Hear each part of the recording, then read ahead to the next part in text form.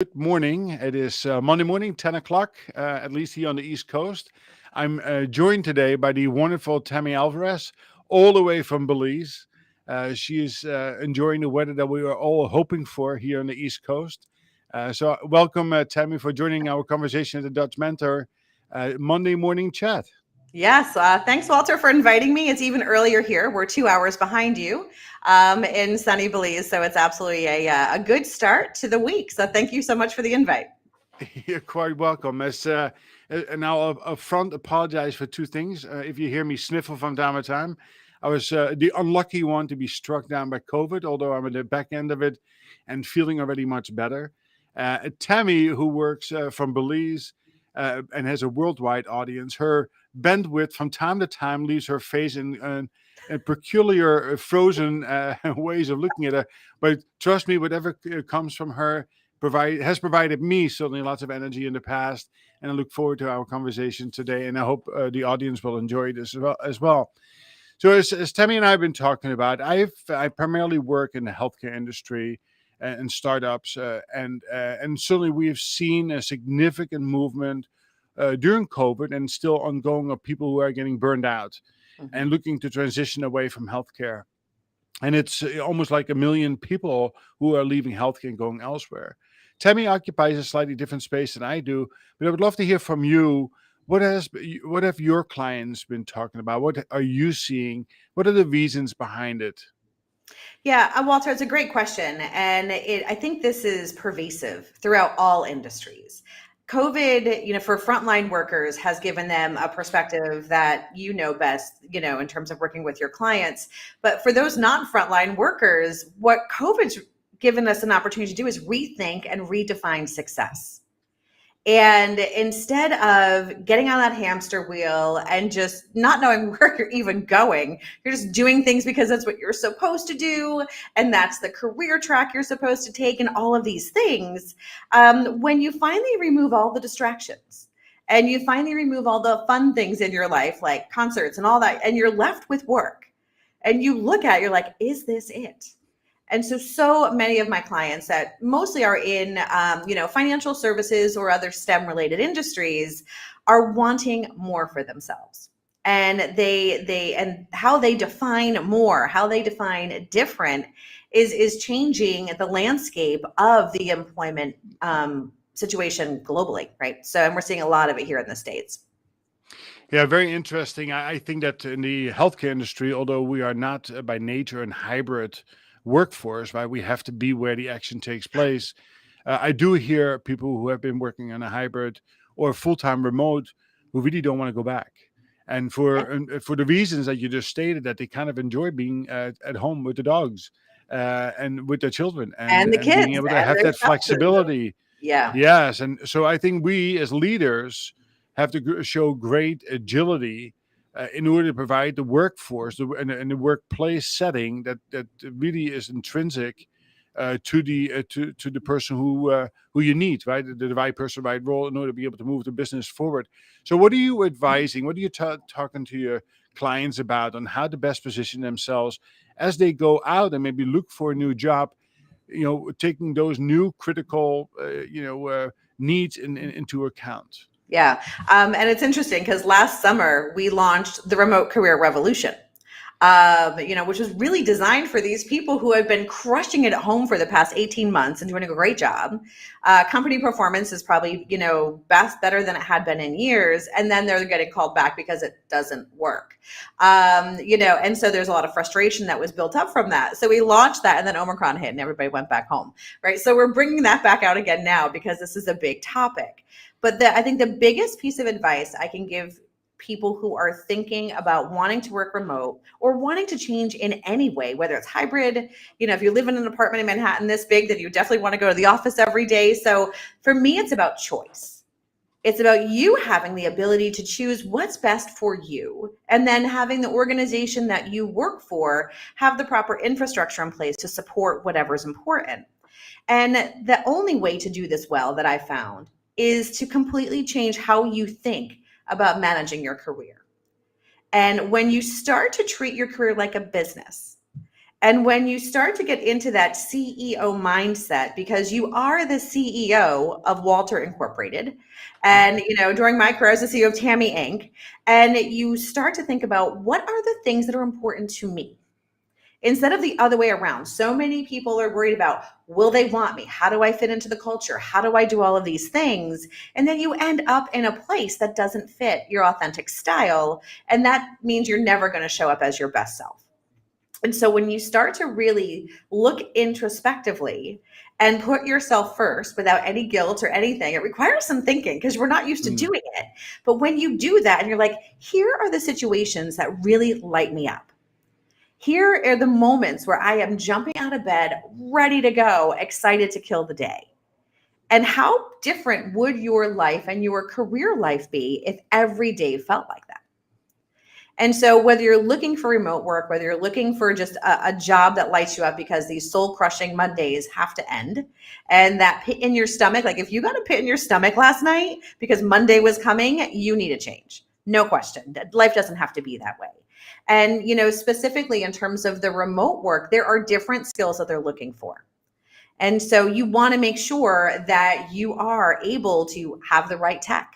You want to make sure that you're able to have an environment that you can work in. I know one of my clients, she takes our coaching sessions on the couch, which is cool. It's totally cool. It's like, great, get comfortable. But when you're interviewing, you better not be interviewing on the couch yeah. because then they're going to think that you don't have a proper workplace, right? And things like that. But you want to be able to express your ability to collaborate virtually and your ability to self-manage and that ability to really communicate and be transparent in different ways, because being on a floor with all your coworkers is different. I'm a big advocate of, work wherever, whenever. That's why I'm down in Belize. But you do have to work differently. And it's not new. I mean, we've been managing global teams forever, right? It seems like. And so, but what's happening is it's becoming more pervasive. It's becoming a bigger theme because it's new to a lot of people. But the same skills, techniques, and things that you use to manage groups that don't work in the same place that you do are the same things we use today, right? It just becomes more important. Yeah, and I think technology also taken a massive leap forward in order to be able to support what it is that we're doing today. So we're very interested now on your personal perspective. So I know that you have gone through some changes over time, and you made this decision that instead of working in New York, you wanted to work in Belize. Can you tell us a little bit about how you used that experience, or how you made the decision to take that leap, and how that has positively impacted your life, as well as now the way you look at the world and how you advise clients? Yeah, absolutely. Because it was a big moment for me. And so I spent my career, for those of you who don't know and haven't cyber stalked me yet, make sure we connect on LinkedIn, by the way. But I was a C-level executive on Wall Street for 20 years and did all the things, right? Had the big job, the big paycheck, the big Manhattan lifestyle, the cool apartment, all the stuff. And I hated every day at work. I was bored. It was just the same crap, different acronym. And I had finally gotten to where I was supposed to be. And I just would look around in the boardroom like, this is it? Like this. And so for me, it was just time for me to do something that lit me up. And the timing was perfect. My daughter was graduating college, so she was off the payroll. And in the back of my mind, I had always thought for my soft retirement, because you do age out of Wall Street, right? So there's a time where you're no longer relevant, but you still need to work Yeah. or want to work. So I always thought for my soft retirement, I would do coaching. And that is the extent of my thought process. That was it. And as I was starting to get increasingly disenfranchised and just frustrated with the whole process, I started to think, well, why not now? And then once you start to think about, well, why not now? Then you're like, well, why here? And so, there was just a lot of things going on that just led me to say, you know what, let's do something big and scary and see how it goes. And for me, I was a huge scary. I mean, I've never done this before, and I knew the coaching would be good, but the business, the entrepreneur, spending my own money, all that stuff was like, oh my God, I don't know what I'm doing. And I made tons of mistakes throughout that process. But what I held on to during the hard times and now when the business is thriving, was the impact. And I think that is the biggest reason I've ever made a career change, because I've made a few. And when I feel like I'm not making the impact that I know I can, it's time to move on. And so now in this, the impact is obvious, right? The impact is that you see those light bulb moments, and I'm sure you see it with your clients every day too. Mhm. And that lights me up. You see your clients' success where they've been struggling and they know they want something different, better, more for themselves. They just couldn't define it or have the tools to go get it. And so that is what lights me up today. And so for people who are looking to make a change, I think about your impact. What impact can you make? And are you stepping into that full ability every day? And as you're thinking about risk, because let's face it, going from a big paycheck to no paycheck is pretty scary. And I went through in my mind, I'm like, what's the worst thing that can possibly happen? And the worst thing that could possibly happen is everything was a complete failure. And I'd end up sleeping on my mom's couch for 6 months until I figured out, and I was like, am I willing to do this? And at the time, I was like, yeah, I am. And we have different risk tolerance levels with it throughout our career. When my Yeah. daughter was young, I had a lower risk tolerance level. Now I'm a little bit higher. So just realize, think about what you can do in your life to keep your lifestyle and your obligations and the people who count on you, and need you for that support. But also look at the impact that you're making. And if you're not crushing it in here, then you need to go find some place where you are. Yeah, thank you for sharing that. I think that I can certainly identify with that. You and I have had plenty of chats over the last year about that. Like, actually, today is my 1 year anniversary when I made the big decision to be able to Oh, go happy out. anniversary. Well, thank you very much to go out and to there's something better out there, right? I listen. I love working in the hospitals. It was always my big dream to become an CEO of a hospital. But as time progressed, I really found greater joy in working with people and Mm, with teams to bring the very best out of them, and to really cover that skills, knowledge, abilities gap that people go to when they go from doing things themselves to actually leading others to do. And I still see today that there is a humongous gap, and we as coaches, mentors, as business owners, as leaders have a real responsibility in doing more. mm, I think it's also one of the reasons why people are leaving healthcare and yeah, other industries, that they don't feel the support.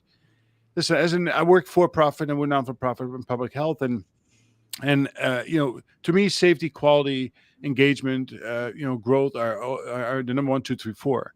It should never be about growth or about money first. I think it right. leads down the wrong path. So, there's a question to you then, as a leader yourself, and as you are working with other leaders, what is that one or two skills that you're trying to teach them that makes them more fulfilled as leaders? I think the first thing that we work on is empathy. Because the more you're connected with your team, the more you're connected with the purpose of the organization, of the project you're working on, or whatever the case may be. I think the more we spend so much time trying to disconnect and so much time trying to keep an arm's length, but that's not where we find fulfillment. We find fulfillment in those relationships, in those connections, and that's connections to work, connections to people, connections to purpose. And so that's the first thing that we really start to look at is, people are not widgets. They want to have a high impact career as well. And so how can you be that empathetic leader? And especially now when you never know what's going on in someone's life, but you're pretty sure it's always going to be something. And so just having that ability to be that empathetic leader, I think, is critical. The other thing that we spend a lot of time on is balance. Because the one thing, despite all the interesting changes that have happened in terms of the workplace and the hybrid, whatever, is people have gotten way out of whack with their life balance. And that ability to leave the office and leave it in the office is now maybe on the dining room table or in your spare bedroom, or in your living room. And so you're always surrounded by it. And by not being able to unplug, recharge, and it's interesting because of the industry you serve, this would not work. But I'm with a bunch of corporate people and I'm like, we are not saving lives. And we are not curing cancer. So nothing that you could possibly need to do needs to happen in the next 10 seconds. And that aha moment, because we tend to make things way more critical than if we are on the front line saving lives. And when they really take a step back, they're like, you're right, this can absolutely wait. So I think that empathy and that life balance is in that perspective in terms of really where are the priorities, are things that I spend a lot of time working with my clients on these days. Yeah, I hear you, and I agree with you that there's a simple equation I try to bring to the table is that E times R equals O. Right, Mm-hmm. live events are going to happen. It is how we respond to those that is going to determine the outcome, and I think we need to be more mindful about that.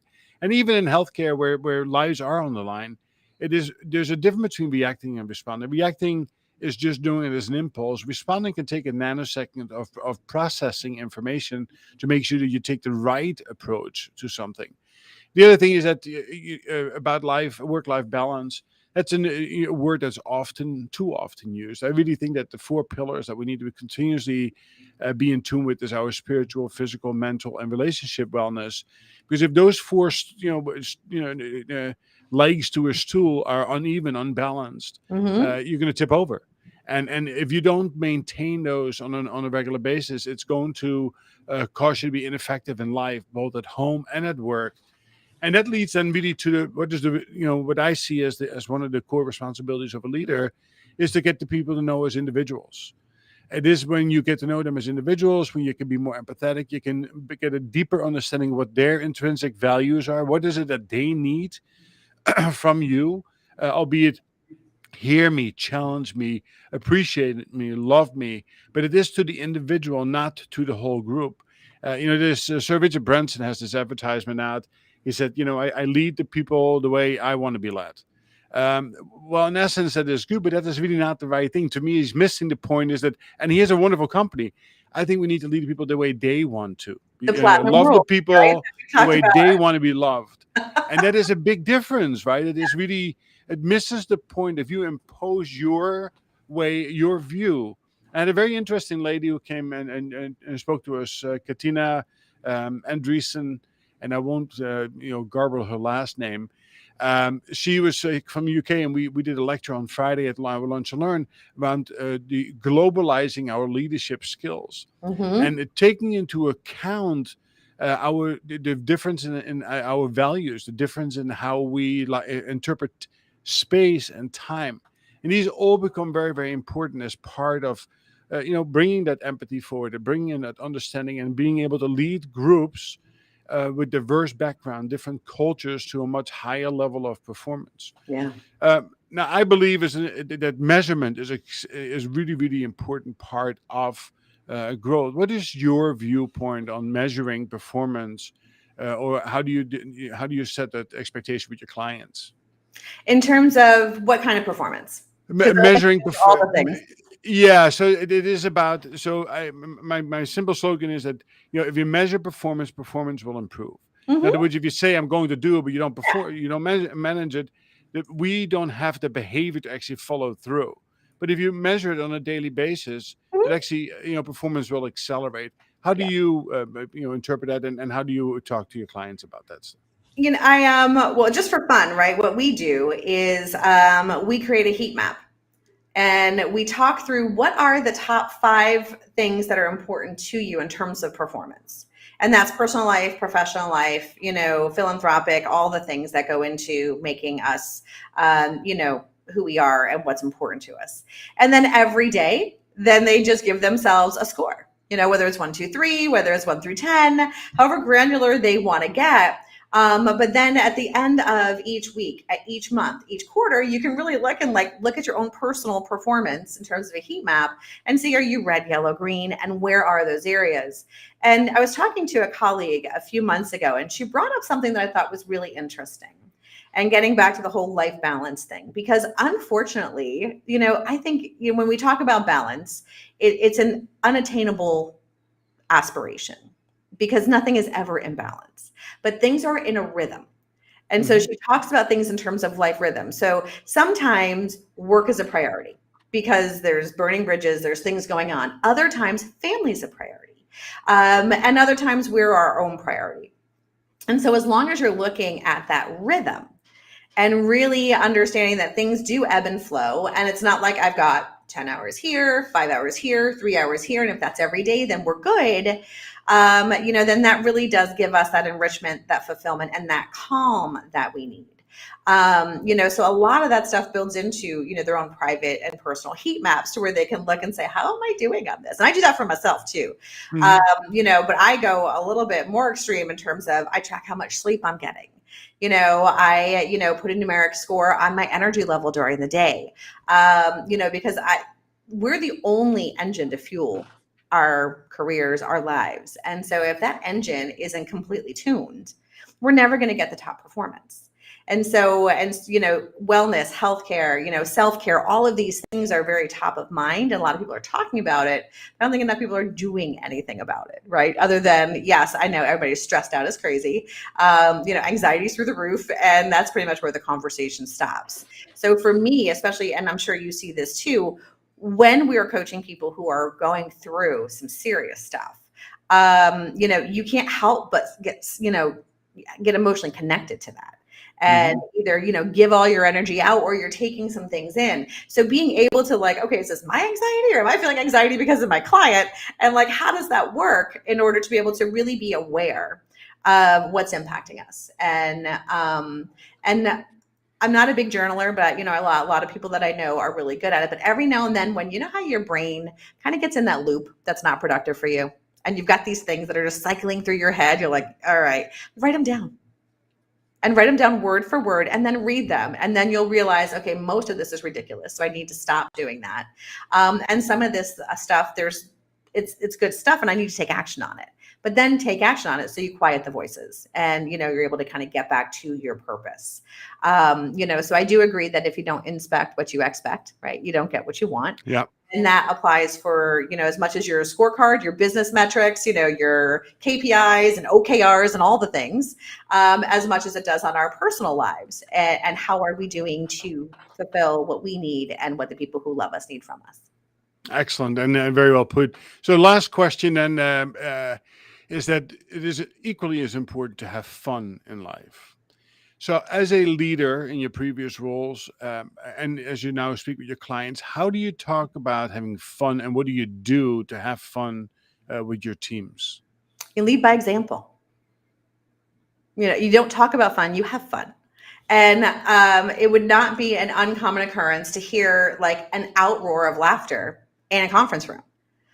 Because not everything has to be somber and serious, and actually very few things do. And I've got a pretty sarcastic sense of humor, very self-deprecating as well. So I'm always happy to laugh at myself first. There's so much material to work with. And, so if you show up light and, let's just have fun with energy, then that's infectious and people will follow.